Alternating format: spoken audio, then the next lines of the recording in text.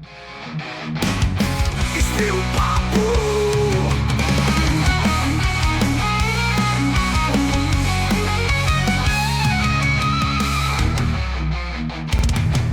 Espio Papo.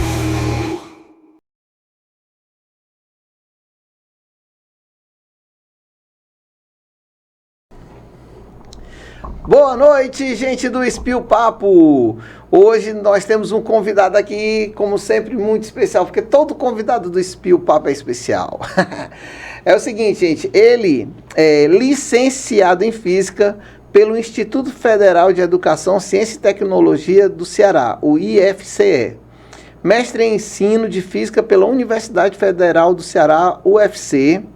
Professor de Física e Astronomia. Astrônomo amador há 35 anos, leciona astronomia desde os cursos da Sociedade Brasileira dos Amigos da Astronomia, a SBAA.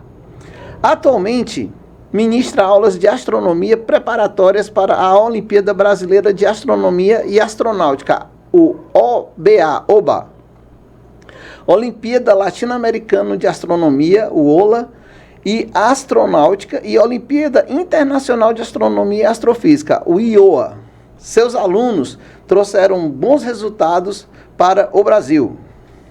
Conosco hoje o professor Eliomárcio Rodrigues Moreira. Boa noite, professor Eli. Muito boa noite, uma maravilha estar com vocês aqui e vamos para o nosso papo da noite. Na minha ficha técnica aqui, eu tenho que ressaltar ainda que o professor Eli, posso lhe chamar assim, né, professor Eli? Sim. Ele atua no Colégio Farias Brito, no Colégio Antares e Colégio Teleios. Ele também é astrofotógrafo do Observatório Astronômico Ferrúcio Ginelli, na Seara da Ciência da UFC. E o contato dele, que é o Instagram dele, que vai aparecer no vídeo para vocês depois, mas de antemão o contato dele é @Eliomárzio. Você encontra ele no Instagram, no @Eliomárzio, mas vai estar aqui na descrição, a gente vai colocar a descrição. Professor Eli, primeiramente eu quero dizer que é um prazer tê-lo aqui nesse nosso podcast, o Espio Papo. Gostaria que o senhor também agora cumprimentasse o seu público, os seus alunos, enfim, é muita gente para o senhor cumprimentar, então o senhor novamente cumprimenta aí o público do senhor aí. Olha, gente, é um prazer estar aqui, agradeço a presença, né, esse primeiro momento, e quem estiver nos assistindo, alunos, colegas, amigos da astronomia, sejam bem-vindos. O Espio Papo é muito legal. Então vamos lá às perguntas. Esse é um tema que eu gosto muito, astronomia. Para começar esse tema, ele propõe inúmeras perguntas ao assunto, que despertam curiosidade e todos que gostam, pois se trata do desconhecido, né? Todas as pessoas têm aquela curiosidade do que tem no espaço, né? Então, professor Eli, a minha primeira pergunta para o leigo, né? Para aquela pessoa que está caindo de paraquedas aqui. O que é astronomia? A astronomia, podemos dizer que é a verdadeira ciência do céu. Ela se você for pegar pela etimologia, vem aster, né? Astro, e nemei, a lei. Então seria basicamente a lei dos astros. Mas que lei, né? Aí você tem a aplicação das leis da física, aí envolve química, envolve biologia, enfim, tudo que a gente tem na ciência envolvendo no estudo do universo como um todo. Seja no sistema solar, para estudar especificamente Sol, planetas, corpos menores do sistema solar, satélites também, ou outros, ou para o universo, a Via Láctea, galáxias, né, em geral, estrelas especificamente, buracos negros, que o pessoal é tão fascinado por esses temas, né? Enfim, então é no estudo geral do universo, né? Professor, e me diga uma coisa, a astronomia, ela é uma ciência muito antiga. Existe uma datação assim precisa de quando o homem começou a observar o céu pela primeira vez e começou a ser datado isso como astronomia? Boa. Olha, se você for pensar na pré-história, existem grutas, como na cidade francesa. A pronúncia parece que é Lascaux, mas aqui para o Ceará fica meio negócio de Lascaux. Lascaux, né? Escreve L-A-S-C-A-U-X, Lascaux. O cearense já de lascou mesmo. Mas ali, década de 40, os meninos jogando futebol, plena guerra, Segunda Guerra, né? Alguém chutou a bola, embarcou bola, como a gente chama, né? E aí colocaram o menino para descer para pegar essa bola. Quando ele desceu, encontrou essa gruta. E avisou os familiares, amigos e aí as autoridades. Desse aviso às autoridades, quando acabou a guerra, os cientistas foram lá e descobriram pinturas rupestres, certo? E aí tem uns desenhos lá de um touro, de uns animais. E o interessante, por trás das costas aqui do touro, né, em cima como é que é? O cupim, que ele chama isso aqui? É o lombo, o lombo do touro. Aí você encontra uns pontos muito parecidos com as Pleiades. E no chifre do touro, outra referência às Íades. Então, se você for fazer a datação disso daí, dá 35 mil anos antes de Cristo. Então, quer dizer que alguém, nessa gruta, 35 mil anos antes de Cristo, já viu essas estrelas no céu, associou ao touro, né, e representou aquilo ali. Não se sabe por quê, um ritual ou alguma retratação do cotidiano, ninguém tem essa informação. Agora, quando você vai ter a astronomia do jeito que se conhece um pouquinho, aí você já remonta a região ali entre rios, né? Aí já vai para a Caldeia, a Síria, Babilônia. E naquela região, você tem aí aquelas tabuinhas de argila. E tem, por exemplo, uma famosa que é o Mulapim, né? Que vai falar, por exemplo, das próprias Pleiades ou de outras observações astronômicas. Só que, naquele período, os antigos associavam também a adivinhar o futuro pelos astros. Aí tinha a astrologia, que deveria se chamar astromancia, né? Mas as logos vem de conhecimento. Mas conhecimento do quê, né? Que fica assim, muita gente até confunde o astrônomo com um astrólogo. Não. O astrólogo, ele vai trabalhar em cima dessa arte adivinhatória. Aí vai em cima dos arquétipos, aquelas coisas todas, que é uma arte bem bacana, interessante para alguns, um esporte para alguns, né? Agora, cientificamente, aí você vai puxar para o lado da astronomia. E aí você nota, voltando aqui para o tema, que aquelas tabuinhas de argila já tinham observações do planeta Vênus, inclusive a posição dele. Para você ter uma ideia, quando se trabalha hoje com o sistema hexagesimal, aquelas medidas de ângulo de 360 graus, aquela medida dos 60 minutos, né, em arco, 60 segundos de arco, isso já remonta àquela época. Né? Certo. Tem gente que até faz as contagens nos dedos, né, para fazer essa associação aí do porquê do sistema sexagesimal, né? Hexagesimal. Mas é justamente tentando entender essa matemática dele. Interessante, me corrija se eu estiver errado, mas essa datação de 35 mil anos antes de Cristo, já existia, era o Homo sapiens. Já era o Homo sapiens, né? Já.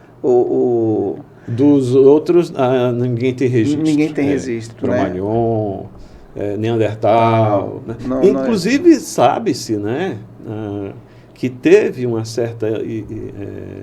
até cruzamentos, né, de Neandertais e Homo sapiens. Né? Mas os Neandertais foram extintos, pelo menos é o que se sabe.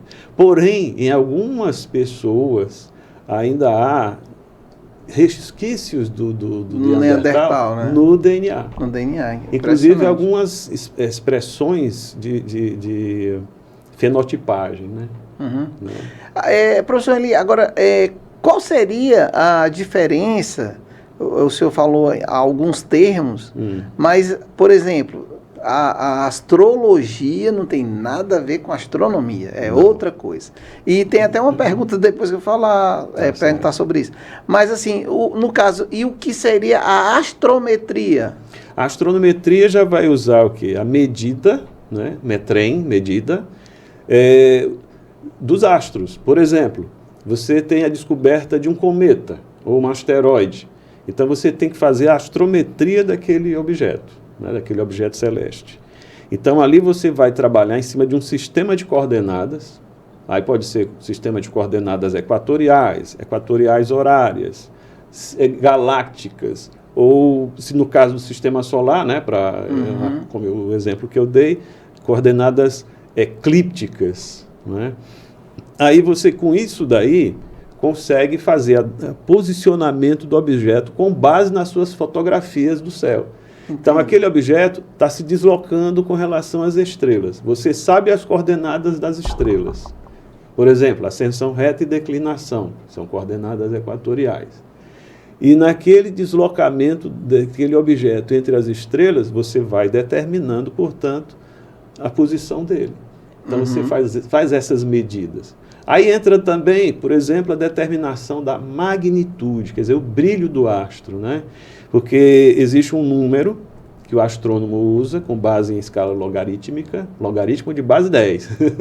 Né? Aí isso daí vai associar ao fluxo, quer dizer, ao brilho do astro. Então você tem, daquele número, você sabe se aquele astro é mais brilhante ou menos brilhante com relação a um padrão. Agora eu vou perguntar uma coisa que é o seguinte, um exemplo, a primeira aparição do cometa de Halley que foi datada. Olha, o Edmund Halley, 1700, eu não lembro agora das datas não, só se eu pesquisar. Mas olha, o Halley, é interessante que justamente o Edmund Halley, que é o primeiro cientista a calcular a órbita de um cometa com base nas leis de Newton, certo? Ele foi fazer um estudo de observações de cometas mais antigos. E ele conseguiu algumas informações de cometas antigos que batiam muito com o período dele. Olha, esse objeto aqui, a cada 75 anos, está passando no periélio. Pronto. O ponto mais próximo do Sol. Mas você chegou na pergunta que eu tenho curiosidade. Ó. Este cidadão, ele viu lá, datou. Com certeza, ele eu acho que não viveu 76 anos para... Não viveu. Para ver novamente. Como é que ele calculou que 76 anos ele iria passar de novo? Exatamente. Como ele fez essas observações das medidas antigas, a astrometria estava nesse meio aí, com certeza. Então, ele soube, poxa, esse objeto repete a cada 75 anos, a variação mínima de 75, 76 anos.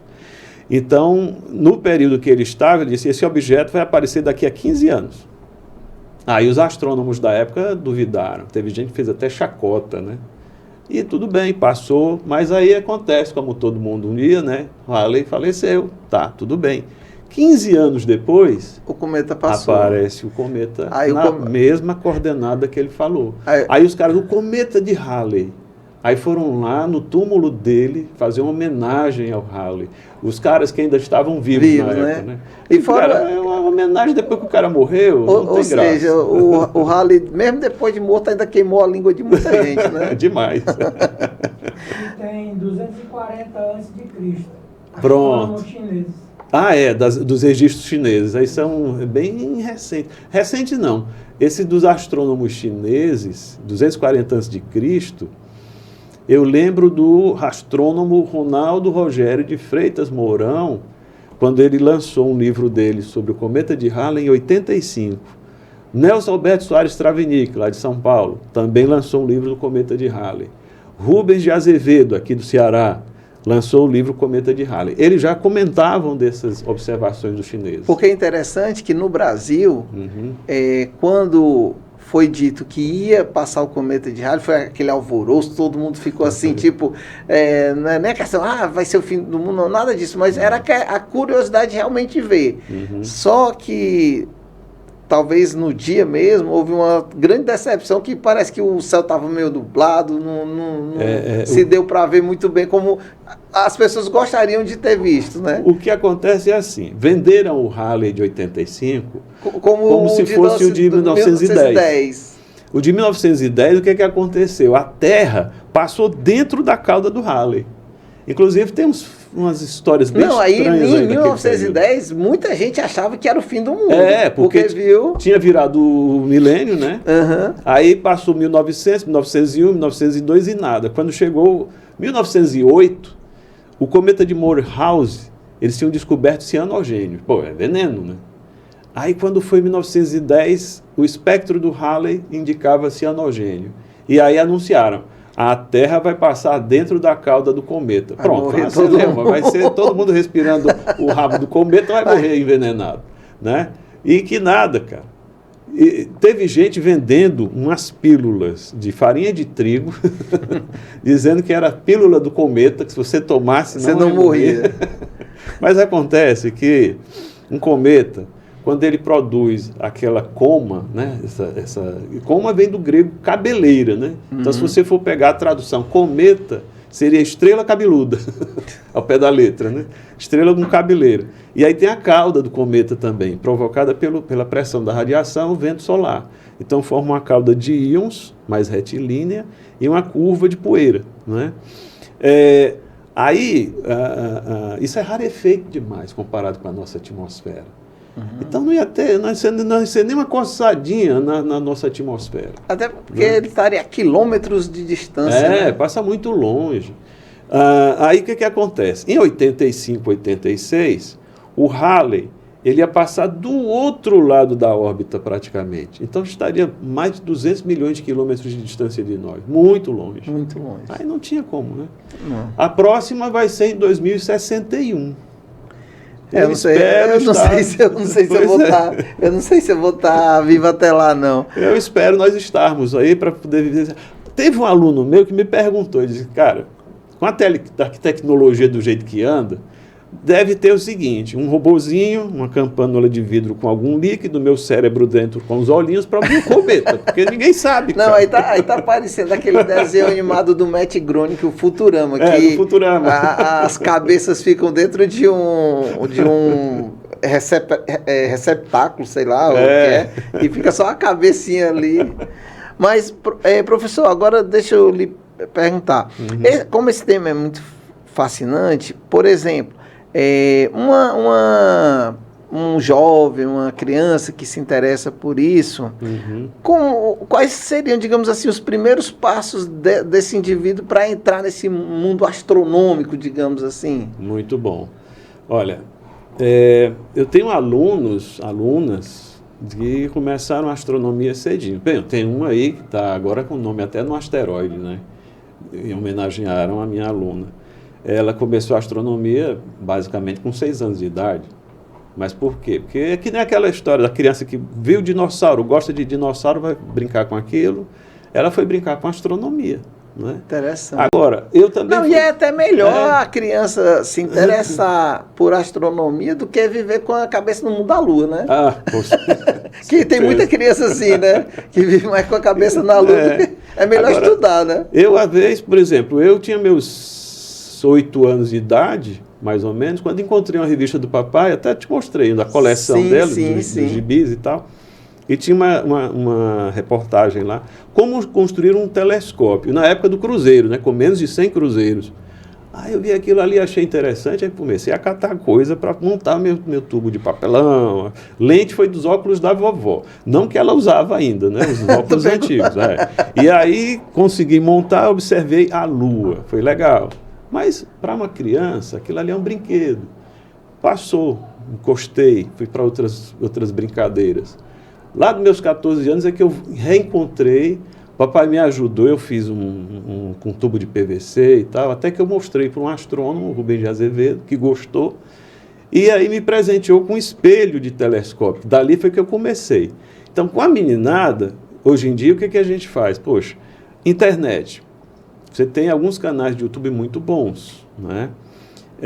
Mas também tem que saber buscar qual o correto. Porque tem muita gente polemizando por aí. Polemizando, às vezes a pessoa, digamos, é só um gravador, ela não tem o conhecimento e só repete o que o outro diz, né? E às vezes acontece de fazerem uso da comunicação cá para nós, né? Para amedrontar.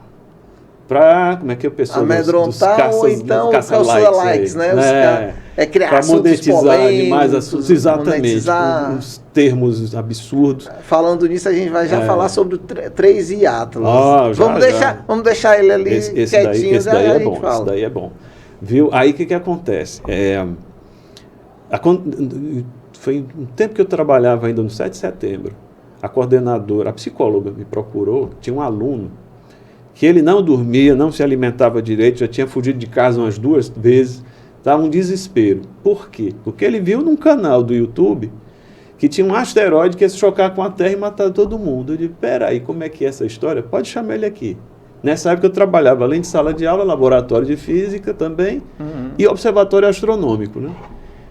Quando ele chega, ele disse, vem cá, me conta essa tua história aí. Ele já amedrontado começou a contar o negócio. Ele disse, olha, deixa eu só te dizer um negócio. Por dia, a Terra leva 70 toneladas de material caído do espaço. Você sabia disso? Ele arregalou os olhos. Não.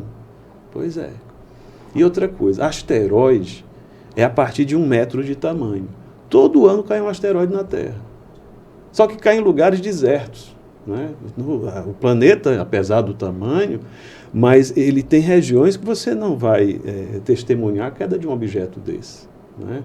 Professor, gera tsunami. Gente, isso aí é hollywoodiano. Hollywood, para acontecer um negócio daqueles, tinha que ter uns 10, 11, 15 quilômetros de diâmetro. Então, esquece. Isso aí é raríssimo. É uma vez a cada 1 a 2 milhões de anos. Ok? Então, os mais comuns são asteroides pequenos, né?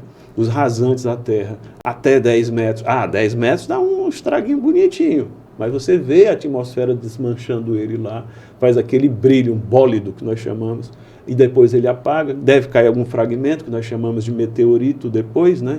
Se recuperar, que é muito difícil de recuperar também, mas é só isso, né? Só que o pessoal exagera na dose e assusta. Então, quando eu contei essas coisas para o menino, eu perguntei, qual foi o canal? Ele me mostrou, cara, tinha sido montado por outro menino, só para assustar, rapaz. Agora, interessante, eu vou voltar aqui ao passado, e eu lembro que quando criança, meus tios tinham sítio, fazenda, essas coisas, e a gente, às vezes, ia passar o final de semana, ou as férias, e não existia, nesses lugares, tanta luminosidade das cidades grandes. Certeza. Então, a gente via um céu... Para ter uma ideia, eu nunca mais, desde criança, eu vi aquele céu que eu vi naquela época. Era um céu lindo, lindo, totalmente estrelado, assim, coisa que, infelizmente, a gente não vê hoje assim, não tem como. Só se você for para um lugar bem distante, né, porque não tenha luz nenhuma e tal. Mas o que acontece? Nessa época, a gente parava e ficava assim, mesmo que deitado na grama, observando aquele céu. E a gente fala que a gente via muita estrela cadente. Sim. Que era aquele risquinho que passava assim no céu. E aí a gente, ei, olha lá. A gente até brincava e dizia assim, não conta não, porque vai criar verruga nos dedos. Nossa, eu estaria com os dedos deformados. Estaria com o dedo todo... Que era bastante. Sim. Você olhava para aquele céu ali e passava Se coincidir com o período que nós chamamos de máxima de uma chuva de meteoros, é um espetáculo. Pois é, era tão bonito. Hoje, então... A cidade matou o céu. Né? Essas lâmpadas de LED são interessantes, mas deveriam iluminar para baixo, primeiramente. Aí elas têm uma inclinação que ilumina para cima também. Não é só aqui não, é no mundo todo. Resultado disso, já foi feita uma pesquisa de poluição luminosa. Essa luzinha levantada para cima, você perde 30% da energia gasta numa cidade, né, para o céu, para nada. Quando você deveria estar iluminando para o lugar certo. Outra coisa importante, excesso de luz. Você não vê o bandido se tiver luz demais, porque a luz pode lhe ofuscar. Ela tem que ser uma luz ideal para o ambiente. E aí você consegue enxergar melhor. certo? Então, todos esses quesitos, esses aí bem mais, né? Eles foram trabalhados e estudados por astrônomos do mundo todo, físicos. Aqui eu lembro, por exemplo, o diretor do observatório, do Laboratório Nacional de Astrofísica, um amigo nosso, Wagner Conrad, deixar um abraço aqui para ele, né? Ele estava junto com o pessoal da ABNT, trabalhando exatamente os tipos de luminárias para cidades, né? Mas aí chega no momento que eles são barrados porque as indústrias dizem, tá, fica legal, mas a gente não tem condição de fazer isso agora. Uhum. Porque tinha que trocar. Para fazer essa troca, tinha que ser o seguinte, bom, num prazo de 20 anos, eles vão tirando aqui desse bairro, queimou aqui, vai trocando de pouquinho. Ou seja, por enquanto, poluição luminosa não deixa a gente vislumbrar, né? E é um patrimônio da humanidade. Inclusive, a Unesco reconhece isso. O céu. Interessante, né? Professor Eli, que agora recentemente eu vi uma foto que foi divulgada pela NASA, do robô que está lá em Marte, que ele tirou uma foto do céu em Marte. Sim. É uma coisa assim que digamos, dá até medo. Dá até medo. É uma que coisa parece linda. Lindo. Olha, em Marte, a atmosfera marciana é mais rarefeita do que a nossa, né? Vamos dizer assim, mais fina, né? mais rala, né? O pessoal fala assim no popular, mais rarefeita. Então, sem iluminação artificial, o Sol se pôs ali no horizonte marciano, daqui a pouco você vê um vislumbre de céu maravilhoso. Que, diga-se de passagem, no sistema solar, é a mesma posição de estrelas e constelações, não muda nada de lá para cá. Ou seja, o céu de Marte seria o céu da Terra. O mesmo céu daqui, exatamente. Interessante. O ponto de vista é tão pouco, não é, que nós chamamos de paralaxe a medida disso. A paralaxe é tão pequena que você não vê diferença. Interessante. E agora, interessante é o seguinte, eu também eu observei uma coisa que em 2012 a gente fez uma viagem para os Estados Unidos. E lá no local onde nós estávamos, quando a gente olhava para o céu, a gente via que não tinha algumas estrelas que a gente via aqui. É interessante, assim, o ponto de onde você está, que digamos, eu vou dar um exemplo. Aqui a gente olha para o céu e vê as Três Marias, né? A gente chama Três Marias, né? E lá, digamos, que a gente não as via outra. Aí, essa diferença é devido à curvatura, Exatamente. Não é isso? Da Terra, não é isso? Você pode ver o seguinte, você está em Fortaleza, você vê o Órion nascendo, né, lá do leste, você olha para o lado leste. Você vê as Três Marias. Esse período, eu acho que umas 9 da noite já dá para ver, né? Período de outubro para novembro. 9 da noite já dá 10 horas, vamos estar 10 horas, né? Aí você vai para os Estados Unidos, o Órion não fica deitado como a gente vê aqui, você está vendo o Órion em pé. Aí você vai lá para o Rio Grande do Sul, você está vendo o Órion deitado para quase de cabeça para baixo. Por quê? Porque você está seguindo a curvatura da Terra.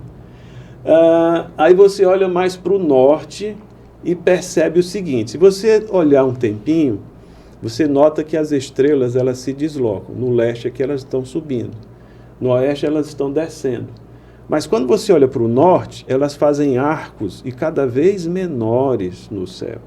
Mas quando você está no norte, né, no hemisfério norte, lá nos Estados Unidos, por exemplo, esses arcos se tornam círculos e círculos concêntricos. E elas vão girar em torno de um ponto, que tem uma estrela, que o pessoal chama de estrela polar, que é a alfa da Ursa Menor, a estrela mais brilhante da Ursa Menor, certo? Ela é denominada Polaris. Só dá para ver do Equador para lá, ou seja, no hemisfério norte. Nós aqui de Fortaleza não vemos essa estrela.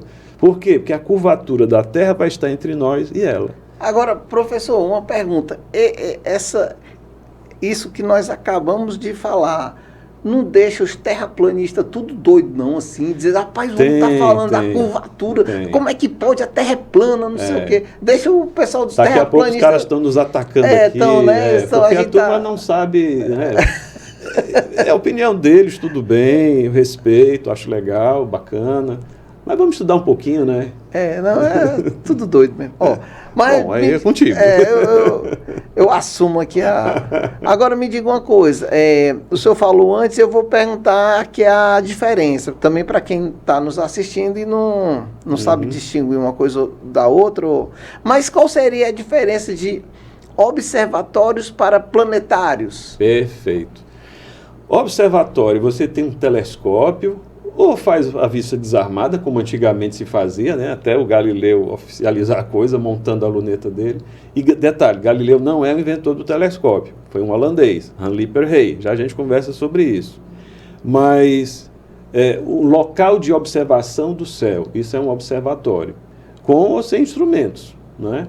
Você pode ter um observatório a olho nu, como se aconteceu muito tempo atrás, em Campinas, com o Romildo Póvoa Faria, falecido astrônomo, eu conheci, gente muito boa. O Romildo faz falta.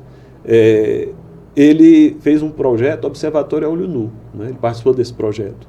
E era justamente isso, sem equipamento. E você marcava a posição do nascer e pôr do sol durante o ano, você notava a posição do sol no horizonte, indo e voltando, quer dizer, os pontos de solstício e os pontos equinociais, para marcar as estações do ano, não é? Que a estação do ano é astronômica. O efeito dela é que, dependendo da sua posição com relação ao Equador, é que você sente ou não o efeito. Como nós aqui, né? O pessoal diz que só tem a do trem, a do ônibus, enfim. Né? Mas essas daí. Mas ainda dá para perceber efeitos das estações aqui também, né? Pois bem, e planetário já é diferente. É como se fosse um cinema. Ele tem cúpula, porque o pessoal confunde por causa da cúpula. Acha que é um observatório por causa da cúpula. O pessoal acha que aquela cúpula ali no Dragão do Mar, acha que aquela cúpula vai abrir e sair alguma coisa dali de dentro. Não, né? Ali é uma tela de projeção, só que ele tem uma proteção externa, que é uma segunda, e uma terceira cúpula externa, é a terceira cúpula. Dentro tem uma tela de projeção, certo? Com uma tecnologia especial, um alumínio perfurado. Rapaz, é um negócio interessante, se você olhar de perto a cúpula interna do planetário lá no Dragão do Mar. Certo? Aqui em Fortaleza nós temos quantos observatórios? Vamos lá. Eu vou começar pelo meu lá de casa, que é um observatório particular. E por coincidência eu quero falar aqui para os ouvintes, quem está nos assistindo, que eu fui ver o observatório do professor Eli e, rapaz, é um negócio assim fantástico. Que só quem é convidado especial que vai lá, e eu assim achei muito bacana, e sem contar também que ele tem várias pedras de meteorito, né? E que é muito, muito interessante. Mas então pronto, primeiro observatório é o do senhor. Pronto. Qual é o nome do observatório Ele do é uma senhor? homenagem ao engenheiro cearense Hildebrando Pompeu de Souza Brasil. Né? Que foi um astrônomo. Que foi engenheiro e astrônomo, Engenheiro amador. e astrônomo. Mas interessante, o Debrando faleceu em 1907, né? Mas no período que ele estava na ativa, ele fez muitos trabalhos de astronomia e divulgou também na imprensa cearense, né? Foi bem bacana. Daí foi um dos nomes escolhidos. Na época foi por influência do Rubens de Azevedo. 92 para 93, eu estava montando esse observatório lá com o papai. E com esse telescópio que ele me deu o espelho. E aí o que acontece? Ele chegou um dia com uma coleção para mim e disse: olha, esse aqui é volume 1 e volume 2, de temas astronômicos. Coisa rara hoje em dia. Escolha daqui o nome de um astrônomo cearense para colocar no nome do seu observatório. Aí eu fui atrás de uns nomes, esse aqui já é da UES, que é o Otto de Alencar, né? Mas esse daqui está livre, esse aqui. Vai lá, leia as biografias e pense um pouquinho.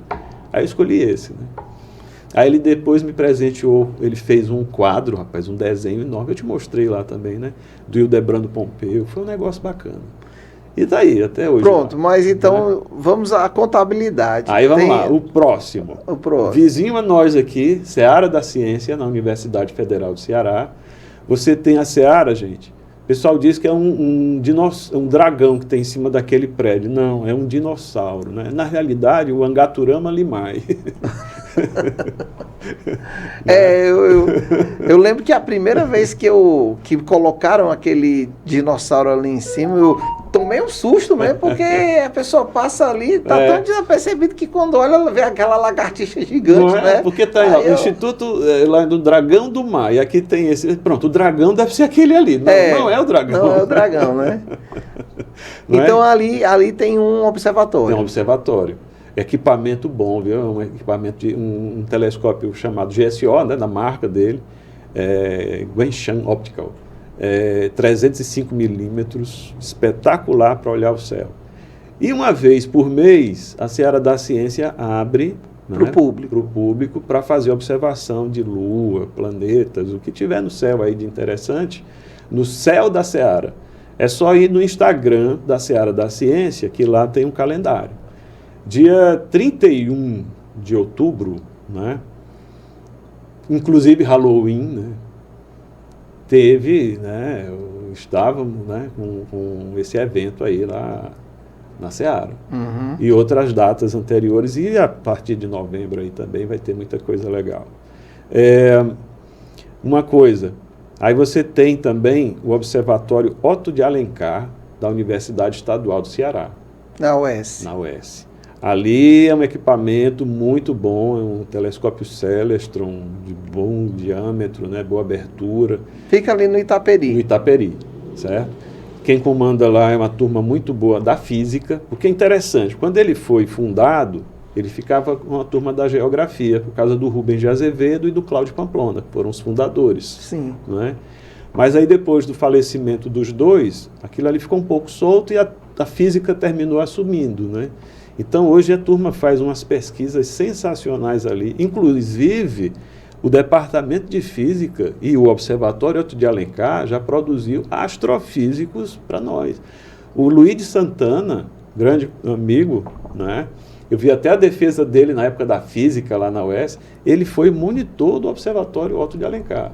E hoje ele é astrofísico, professor de astrofísica, Brasil afora aí. Cara bom. E então, aqui em Fortaleza seriam 2. Não, ainda tem mais. Tem mais? De colégio, teria o do Cristos, mas eu não tenho mais notícias se está funcionando ou se está fechado, né? E 2 no 7 de setembro, na sede Aldeota e na sede do Centro, certo? Também não tenho notícias se continua funcionando. Então, são 3 que a gente tem dúvida se ainda tem funcionamento. E tem observatórios particulares também, né, que nem o meu. Existiu o Observatório Astronômico Herschel-Einstein, na rua General Joaquim de Andrade, 68, não existe mais. Depois que o Cláudio faleceu, Pamplona, muito tempo depois, faleceu a mãe dele, né, então a família resolveu vender o espaço lá, e aí quem comprou, acho que foi um restaurante que era vizinho, demoliram para fazer o estacionamento. Uma pena, né? Uma pena. Fazer o quê? Um memorial seria muito bom ali na época, mas tudo bem. E professor Eli, a gente está falando de Fortaleza. Uhum. No Ceará, existe mais algum observatório ou seria só aqui na capital? Olha, sexta-feira passada, eu fui para Quixadá e passei ali no resort, Hotel Pedra dos Ventos, do nosso amigo Almeida, também astrônomo, viu? Ele é astrônomo do CASP, do Clube de Astronomia de Fortaleza. E o Almeida construiu um observatório lá, um observatório turístico, né? O pessoal que vai para o hotel ainda pode contemplar os astros de pertinho. Sem contar que Quixadá, dizem que tem uma base que os OVNIs aterrissam e ficam lá um tempinho. Rapaz, tem né? até congresso de ufologia lá no Almeida, lá no hotel do Almeida. Teve recentemente, inclusive, né? Nenhum extraterrestre se hospedou no Almeida ainda não, né? Só nós.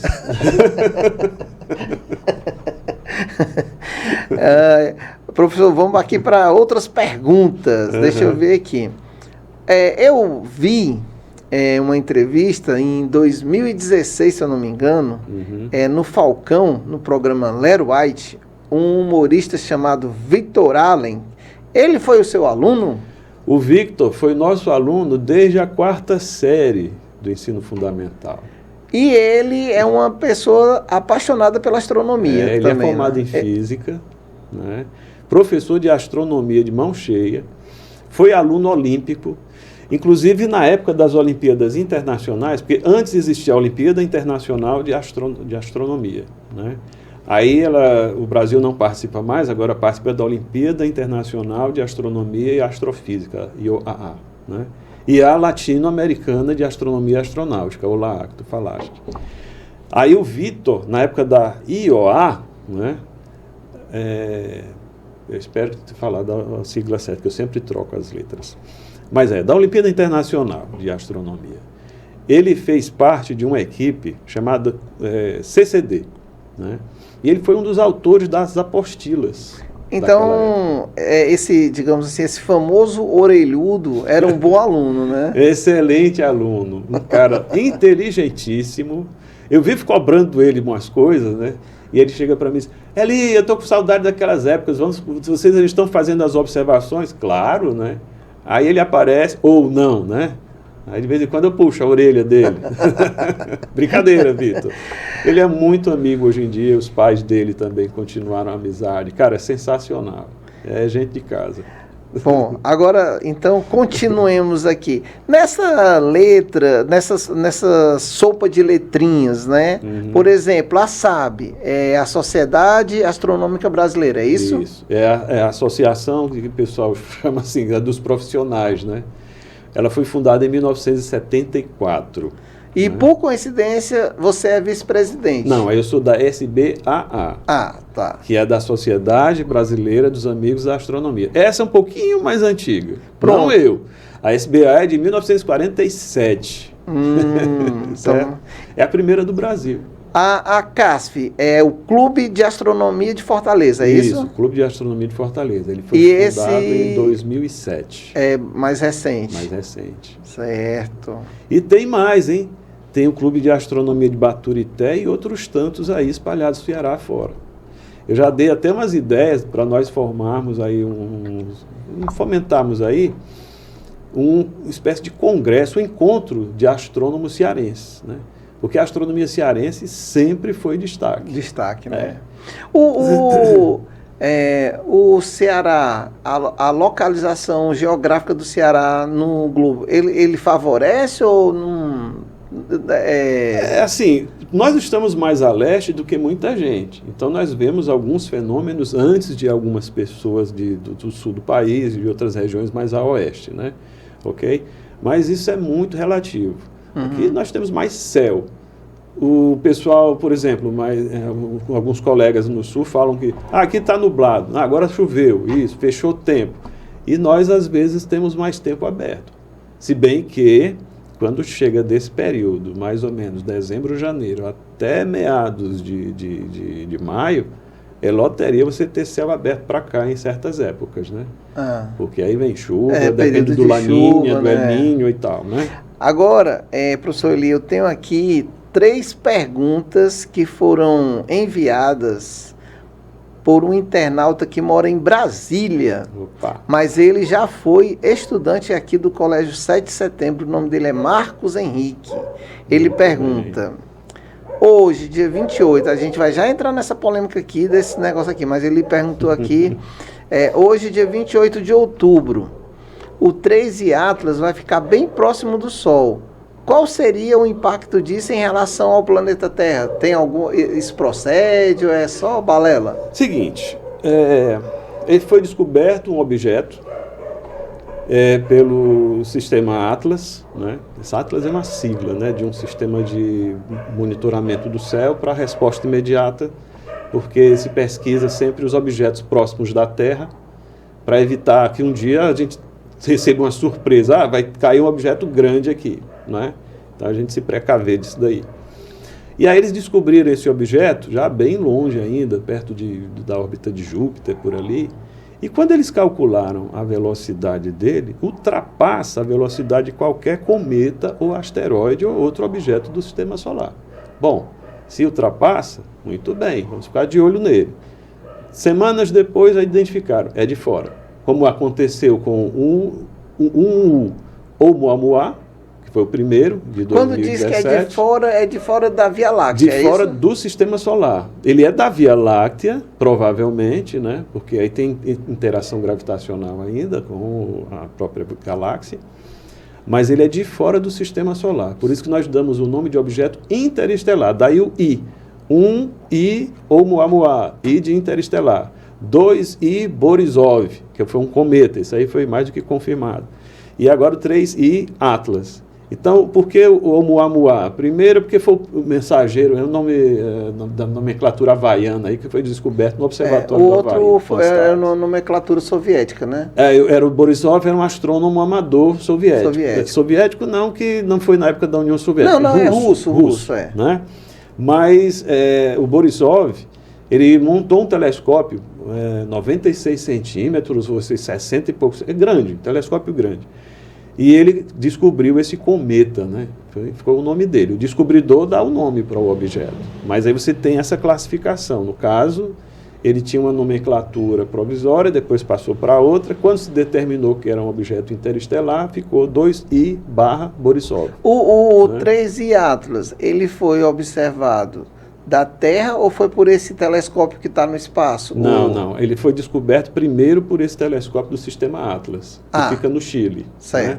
Aí o que acontece? Bom, vamos lá, calcula a órbita dele. E a órbita, para a astronomia, você tem 3 tipos de órbita. Uma órbita fechada, chamada elipse, que é no caso dos planetas, né? Uma mais aberta, por exemplo, você faz a descoberta de um objeto, um cometa, por exemplo, a órbita que você calcula geralmente é uma parábola, porque cometa que vem lá da nuvem de Oort, que é da periferia do sistema solar, esse objeto praticamente para a nossa duração aqui na Terra é a primeira e última vez que a gente vê. Então não adianta estar calculando o retorno dele, que ninguém vai ver de novo. Nem gerações às vezes. Né? Tem objeto de 4.000 anos de período, para quê? Né? Então não, calcula uma parábola. Se for necessário, calcula, refina o cálculo, né, o posicionamento com mais observações, aí você refina isso e dá a elipse dele. Tudo bem. E órbita de cometa é o que a gente chama de mais excêntrica, é mais comprida. A órbita de planeta ela é elíptica, mas é quase circular. Né? No nosso caso, por exemplo, né, se não fosse assim, as estações do ano iam ser horríveis. Né? Pois bem, aí nesse objeto não coube muito menos uma parábola. Então, lança-se o cálculo de uma hipérbole. Encaixou. Poxa, é uma hipérbole. Velocidade, a gente chama de excentricidade. Tudo encaixou com ele, com essa hipérbole. Beleza. É um objeto de fora do sistema solar. Ótimo, vamos estudá-lo. Né? Só que tem aquela turma do conspiracionismo, que tem que tocar fogo nesse negócio, dá uma de Nero para, né? Alguns até para animar, mas não, termina desanimando o divulgador científico sério. Aí assusta a população, causa polêmica, tinha gente aí querendo gastar tudo no cartão, vender coisa, não precisa, pessoal. Inclusive, quem acredita nisso, depois eu vou passar o número do meu Pix, caso... só... Pode continuar. É uma boa ideia, né? Porque, né, vai que tem gente realmente que acredita, pra que ficar com esses milhões na caderneta aí de poupança, né? Manda um Pix pra mim aqui, eu vou distribuir aqui com o meu amigo Alberto, que tá hoje nos ajudando aqui, e pronto, tá tudo certo. Tá tudo certo. Pois é. Aí o que acontece? Bom, ele vai passar num ponto mais próximo do Sol, que se calcula, chamado periélio. Peri vem de perto, hélio, Sol em grego, né?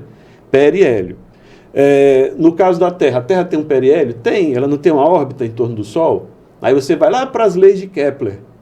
A gente aprende no ensino médio. Tem gente que aprende lá comigo nas Olimpíadas de Astronomia, aprende no 9º ano. Né? Ou 8º. Né?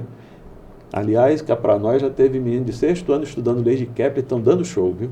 É mesmo. Quando eles chegarem nas Olimpíadas na 7ª série eu estudei a lei da chulipa. Era chulipa na orelha de todo jeito. Era chulipa demais, mas sim, continuemos. Então, vamos lá. Aí o que acontece? Então, o objeto em torno do Sol, pela primeira lei de Kepler, você tem o quê? Uma órbita, vamos chamar elipse, né? No caso da Terra. Então tem um ponto da órbita perto do Sol e um ponto afastado do Sol. Periélio perto do Sol. Afastado do Sol, afélio, né? Afastado, longe, alto, distante. Se fosse, por exemplo, a Lua em torno da Terra, terra é em grego geo, né? Então seria perigeu, aportuguesando, e o afastamento, no ponto mais afastado, apogeu. Né? O pessoal usa muito na astronáutica, o foguete alcançou um apogeu, né? Aquela coisa. Pois bem, então, perigeu e apogeu. No caso desse objeto, o apogeu dele está no infinito, esquece. Então, o perigeu, o apogeu, o afélio, né? Então, calcula o periélio, ponto mais perto do Sol. Então, nesse caso aí, por exemplo, baseado em vários cálculos, digamos que esse objeto voltasse à Terra de novo, ele ia voltar daqui a milhões de anos. Muito provavelmente ele tinha que dar uma volta na Via Láctea para voltar aqui de novo. Ou seja, quando ele passasse No aqui, caso a do Terra Sol, nem existia mais. Talvez nem existisse mais. O caso do Sol, por exemplo, formação do Sol, em torno de 4,6 bilhões de anos. Né? A Terra tem 4,5 aproximadamente. E aí, da formação do Sistema Solar, a volta que o Sol deu em torno do centro da Via Láctea, eu acho que você tem umas 18, no máximo 22 voltas. É muita pouca, né, cara? Pouco, se a gente for pensar.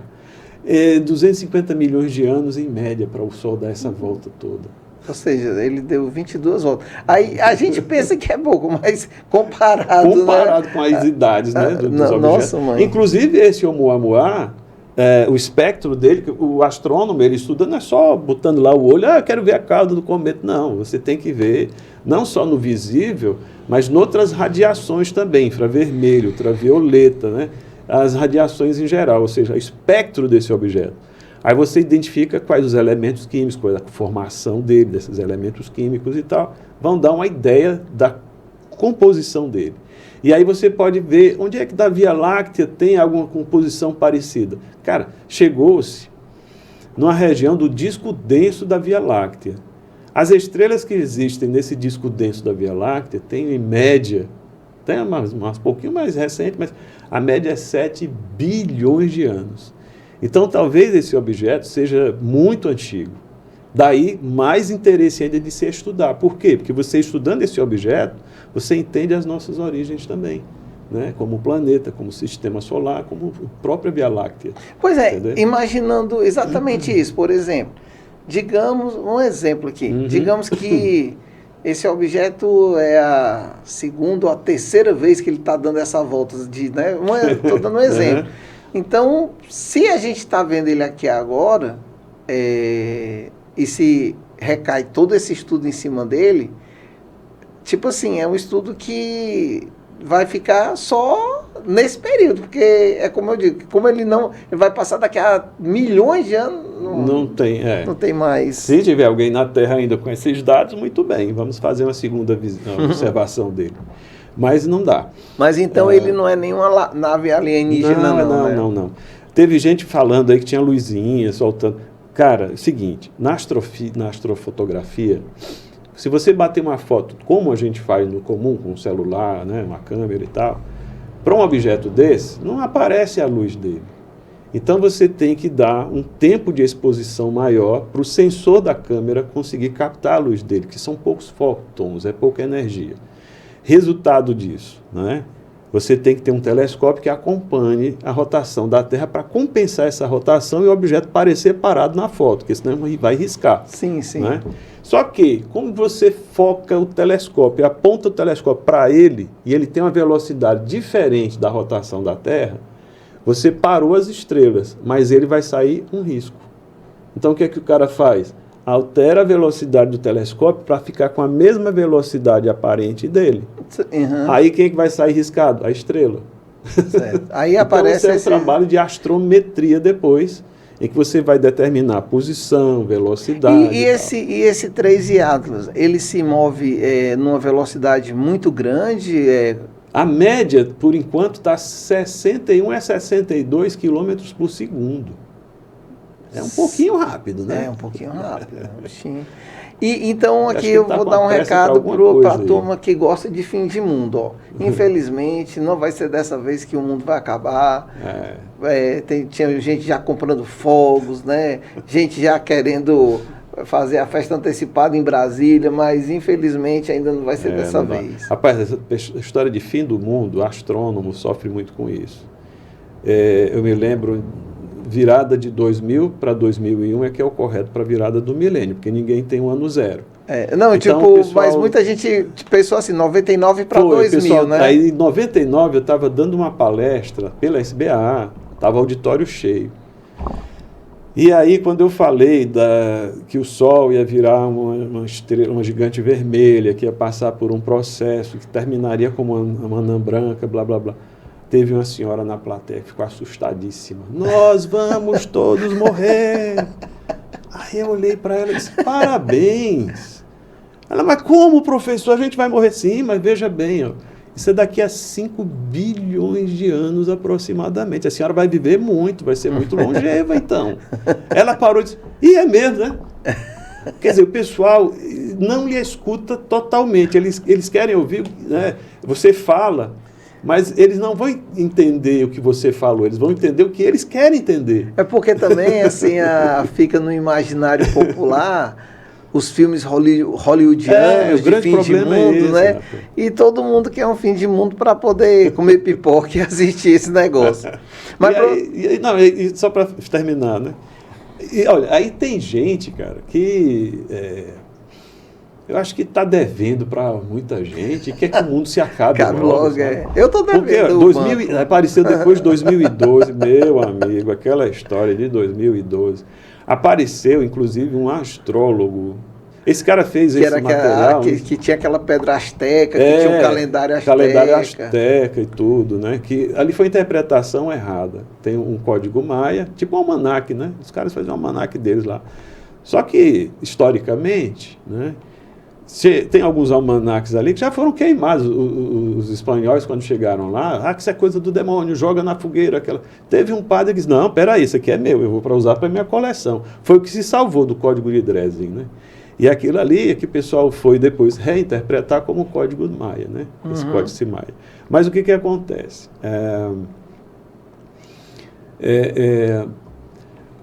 2012 apareceu também um cidadão, acho que ele era até lá dos Estados Unidos, já me veio o nome dele. Ele, em 79, escreveu um artigo para uma revista de astrologia, falando o seguinte, quando a Lua está no perigeu, então a Lua cheia ou Lua nova, né, que a gente chama de Lua de cisígia, onde as marés, cisígia por quê? Porque tem um certo alinhamento, Sol, Terra e Lua, né, tal. Então, isso daí vai dar marés altas, mais altas. Aí o cara estava associando isso a terremotos e tsunamis. Aí tudo bem. Só que ele chutava, nunca dava certo, né? Até que um belo dia teve aquele tsunami lá da Indonésia? Da Indonésia, né? Aí pronto, eu acertei, né? Não, ele chutou e deu certo naquele dia. Né? Aí começou, e coincidiu com o 2012, ele fala essas coisas de novo. Aí inventou um termo que está popularizado hoje, chamado superlua, que é uma lua cheia ou lua nova, que ela está perto do perigeu. Agora, interessante, o cara criou até um critério de tantas horas antes, tantas horas depois, ainda é superlua, antes ou depois do perigeu, né? Então, essa é superlua. Seja lua cheia, seja lua nova. E se ela está no apogeu, está mais distante da Terra, ele deu o nome de mini-lua. Também lua cheia ou lua nova. Só que o que o pessoal faz aí, né? A NASA soltou uma brincadeira uma vez de 2012, o pessoal tomou como verdade absoluta, né? Porque NASA, o pessoal se abaixa logo, né? Mas, poxa, uma brincadeira que um jornalista de lá fez, pronto, pegou o termo superlua, está aí até hoje.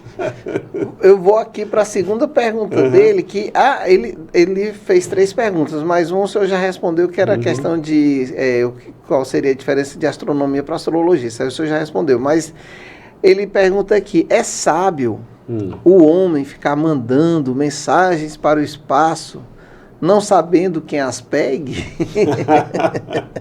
Boa. Olha...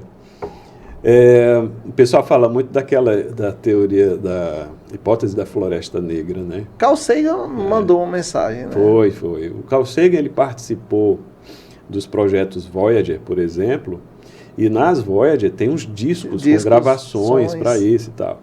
E tem também o Frank Drake, que na década de 60, ele tinha uns radiotelescópios que ele mandou sinais da antena de Arecibo, inclusive. Quem assistiu o filme Contato, né, com base no livro do Carl Sagan, deve ter visto que aquele radiotelescópio de Arecibo, ele fica dentro de uma cratera, né? Inclusive, descaso do governo lá da região, né, do americano, aquilo ali desabou e não vão reformar tão cedo, se é que vão reformar ainda. Né? Aí, resultado, foi cenário de filme e tudo, né, cara? Uma pena aquilo ali ter sido destruído daquele jeito.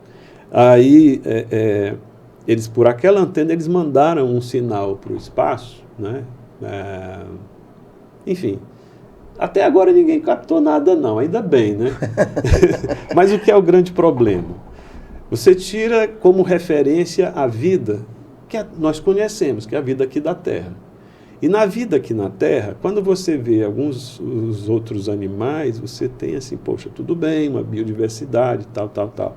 Mas quando volta os olhares para um animal que o pessoal chama de ser humano, aí nota-se que esse animal ele é um pouco belicoso. Abrindo parênteses, falando em filme de ficção científica... É um predador. O dia em que a Terra parou, década de 1950, pousa um disco voador numa praça, ele fica cercado por canhões né? E aí quando o ET desce do disco e levanta a mão, ele tem um aparelho que ele ia colocar lá, leva um tiro, cara. Então, a confusão começa daí. Eu não vou dar o spoiler do filme, não, né? Mas a confusão começa daí. Né? O cara veio em paz e leva um tiro. Aí tu imagina, alguém vem lá de fora para cá, esses caras dali são belicosos, não é bom chegar perto. Né? Agora... Aí vem... vai. Não, continue. Tá bom. Aí vem um paradoxo de Fermi, né? Por que ninguém detecta vida lá fora? Talvez por isso.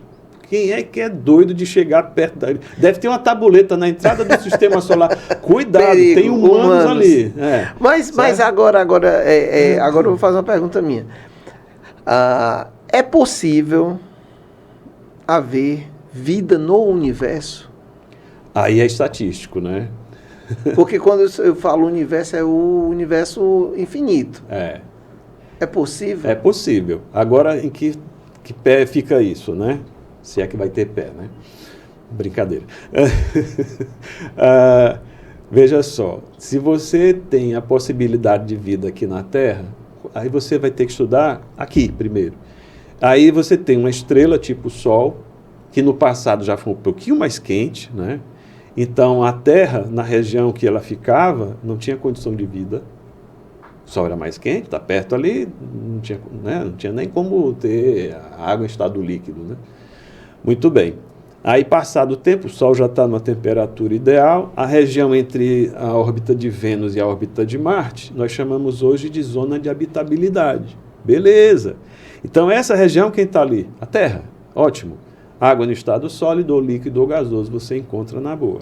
Né? Em abundância até, né? Aí, te interrompendo aqui um pouquinho, tu já vai... Mas tem uma teoria maluca aí que diz que o seguinte, que Marte já foi habitada. É um aí provável. O que acontece?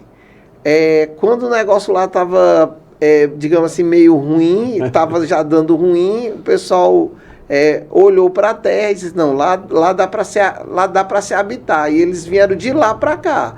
Tem essa teoria maluca não, aí, né? Não é teoria, é hipótese, né? Cuidado. Não, é uma hipótese. Levantamento, assim, um chute bem louco. Mas disseram, né, que já vinha de lá para cá. Aí, digamos assim, voltar daqui para lá não dá mais. Não dá mais, não. Porque não tem como, não tem como. Para o sistema solar de hoje em dia, não dá.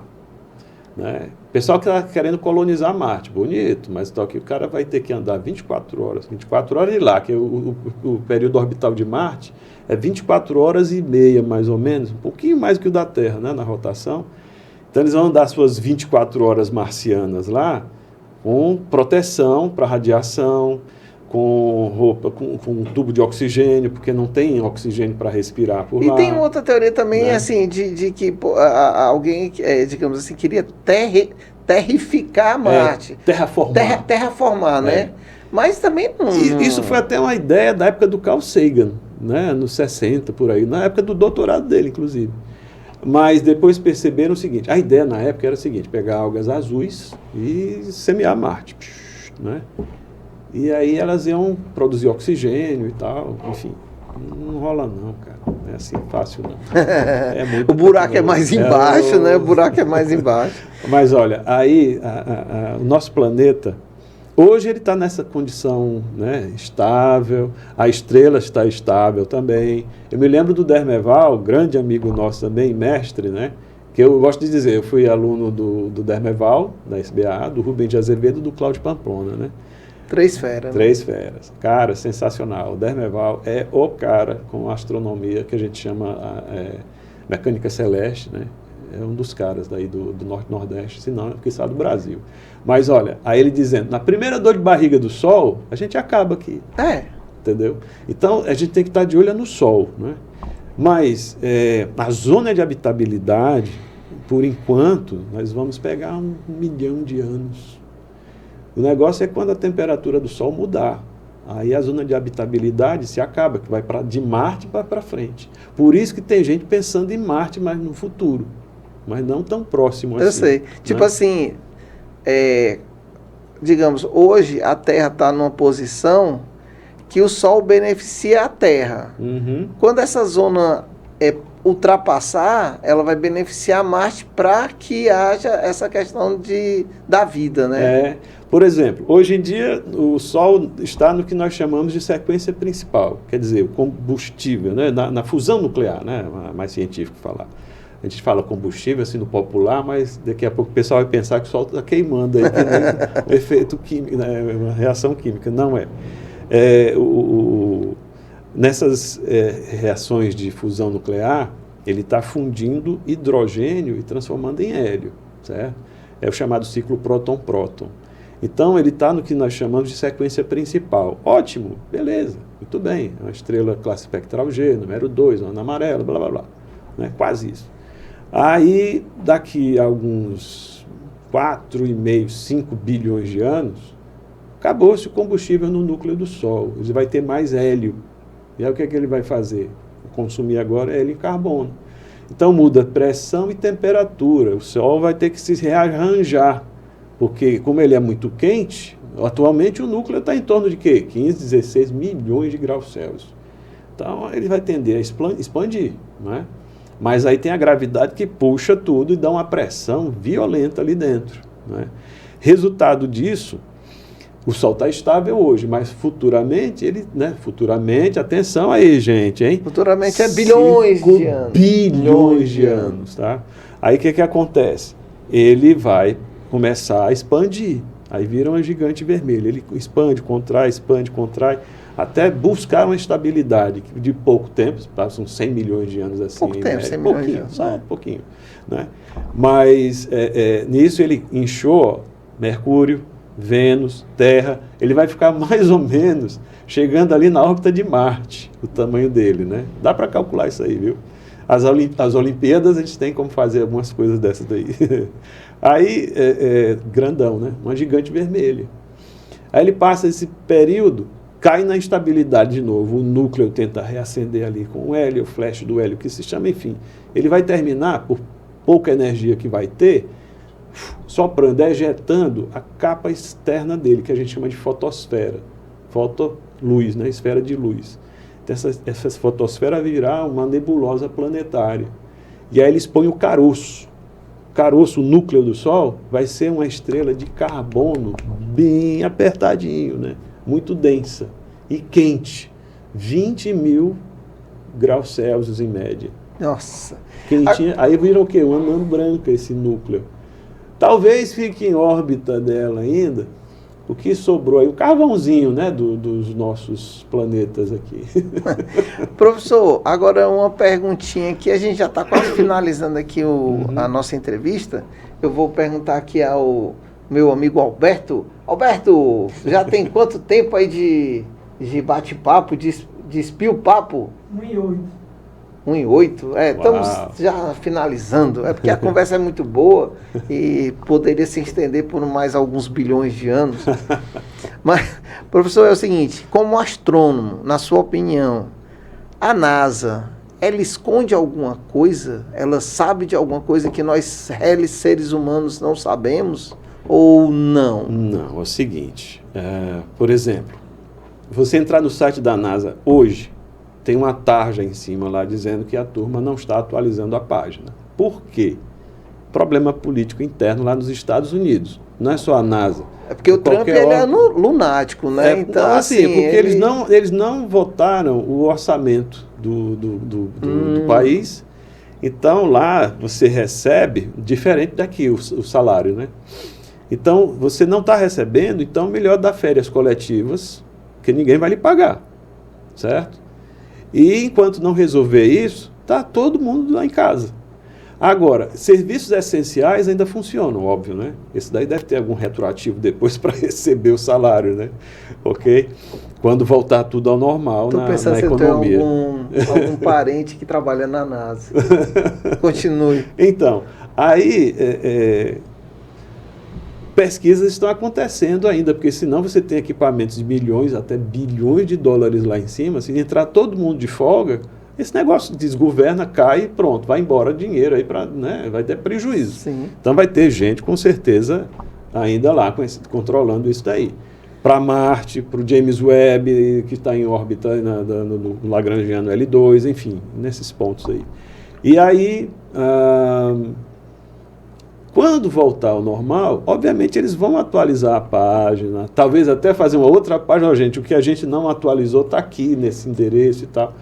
Mas nada é escondido. Você, por exemplo, falou-se aí que a NASA soltou um protocolo de segurança. Não foi nem a NASA, cara. E não é protocolo de segurança do jeito que se pensa, por causa do 3i Atlas, né? Se você for olhar, existe um órgão que as entidades de astronomia disseram, olha, é bom a gente ter um órgão, e a própria ONU concordou e fizeram isso, que é uma espécie de um acordo mundial. E aí tem signatários. A NASA é membro disso. Tem um colega nosso aqui de Minas Gerais, inclusive ele é descobridor de cometas e asteroides. Tem cometa no nome dele, o Cristóvão Jacques, do Observatório Solnia. É o único observatório brasileiro que está lá nesse projeto, inclusive. Ele mostrou numa live dele, que é Astronews, né? De objetos rasantes da Terra, que ele é um dos pesquisadores de astrometria disso. Aliás, um dos maiores do mundo. Viu? Eu chamo, o pessoal é do Brasil, não, para mim ele é do mundo, eu sou fã desse cara. Né? Aí o Cristóvão, ele mostra nessa live dele, faz 15 minutinhos só, o pessoal dá uma olhadinha lá. Quem é, como é que faz, né? Quem participa. E ele diz, não tem nada escondido. Ele clica aqui, está aqui, ó, tudo da última reunião. Está aqui de novo. Não tem esse negócio. Então não tem nenhum segredo não aí tem. que... O que acontece às vezes é o seguinte, um cientista, fez uma descoberta aqui do negócio e ele tem que preparar o paper dele, o artigo dele, para publicar em alguma revista, né? Só que, muitas vezes, o cara tem medo que o outro veja e publique antes dele. Quer dizer, então, que para frustração de muitos, assim, infelizmente, não tem nenhum disco voador e nenhum ser extraterrestre na área 51, não. Olha, né? Essa da área 51 já é papo deles lá, né? mas, professor Eli, é o seguinte, a gente vai finalizar mesmo, mas eu queria fazer uma última pergunta, Sim. que seria o seguinte, hoje, com a tecnologia existente que nós temos aqui, porque se diz muito dessa viagem a Marte tripulada, né? Que é uma viagem só de ida, né? Quem vai... Basicamente, são 8 meses para chegar lá. Pois é. Mas a pergunta é a seguinte, com essa tecnologia tão avançada que nós temos agora com a IA, isso e aquilo outro, por exemplo, daqui a 2, 3 anos, não seria possível se criar um humanoide, um robô com essa inteligência e ao invés de ser uma missão tripulada por pessoas humanas, ser tripulado por um robô? Quer dizer, robô já tem um lá em Marte, mas eu digo um robô humanoide. Eu sei. Tem gente pesquisando isso. Algumas empresas, inclusive. Né? Está bem avançado já. Porque se vê que está muito avançada essa questão robótica, né? Essa é uma tendência, né? Até para exploração do sistema solar, mas aí tem alguns quesitos também. Você pense na época das grandes navegações, né? o ser humano olhava ali da Europa, né? Portugal, por exemplo, o Mar Tenebroso, que o Oceano Atlântico era conhecido como o Mar Tenebroso.